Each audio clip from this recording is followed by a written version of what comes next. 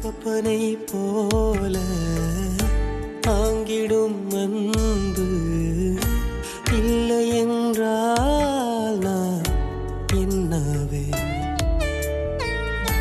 தாய்மடி போல ஆறுதல் தந்த அன்பு இல்லை என்றால் என் செய்வேன். நான் தடம் மாறின வேளை உன் கரம் தாங்கியதே. நான் மனம் சோர்கின்ற வேளை உன் கரம் தேற்றியதே. உம்மை நானும் நினைக்காமல் தினம் தினம் நான் நிந்தித்தேன். என் தவறை நினைக்காமல் உன் பிள்ளையை நீர் சந்தித்தீர். அப்பா அப்பா